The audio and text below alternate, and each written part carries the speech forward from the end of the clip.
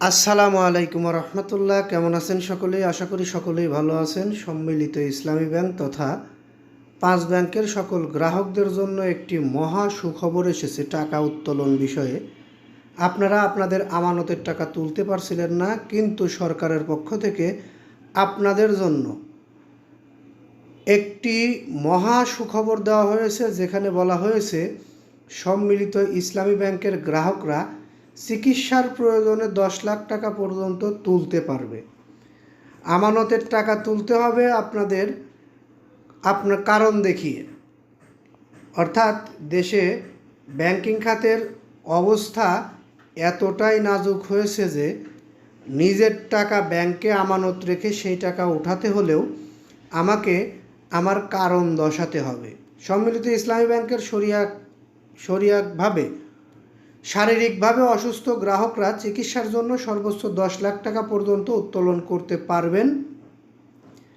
এ বিষয়ে ব্যাংকের প্রশাসকদের অবগত করেছেন বাংলাদেশ ব্যাংক। এটি আসলে সম্মিলিত ইসলামী ব্যাংকের গ্রাহকদের জন্য একটি মহা গুরুত্বপূর্ণ সুখবর বলতে পারি আমরা।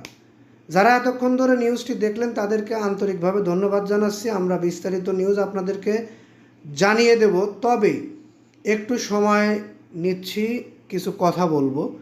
যদি আপনাদের নিউজটি ভালো লেগে থাকে অবশ্যই লাইক, কমেন্ট, শেয়ার করবেন। পরবর্তী নিউজ পেতে চ্যানেলটি সাবস্ক্রাইব করবেন। শাহরিয়ার সিদ্দিক বলেন, কোনো গ্রাহক অসুস্থ থাকলে প্রয়োজনীয় কাগজপত্র দেখিয়ে নিজ ব্যাংক থেকে 10 লক্ষ টাকা পর্যন্ত তুলতে পারবেন। এর বেশি অর্থের প্রয়োজন হলে বাংলাদেশ ব্যাংককে জানাতে হবে।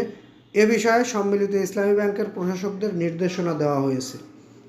তিনি আরও বলেন, গ্রাহক সত্যিই অসুস্থ কি না তা যাচাই বাছাই করা হবে। কেউ টাকা তুলতে না পারলে বাংলাদেশ ব্যাংক অভিযোগ জানাতে পারবেন।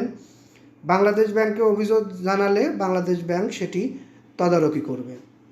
তিনি জানান, গ্রাহকরা ইতিমধ্যে যথেষ্ট ধৈর্যের পরিচয় দিয়েছেন এবং আরও কিছুটা সময় ধৈর্য ধরার আহ্বান জানান। সবাই ধাপে ধাপে টাকা পাবে। সরকার যেভাবে আমানত সরবরাহ করছে সেই অনুপাতে অর্থ ছাড় করা হচ্ছে। শুরুতে 2 লাখ টাকা করে দেওয়া হয়েছে।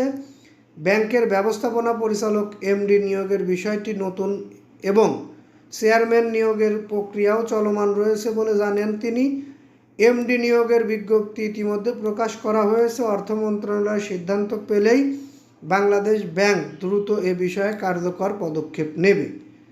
একই সঙ্গে 5টি ব্যাংক একীভূত হওয়ার প্রশাসনিক ও কাঠামোগত সমন্বয়ের কাগজও চলছে জানিয়ে তিনি আরও বলেন, প্রয়োজন অনুযায়ী একাধিক শাখায় একীভূত করে একটি শাখায় রূপান্তর করা হবে।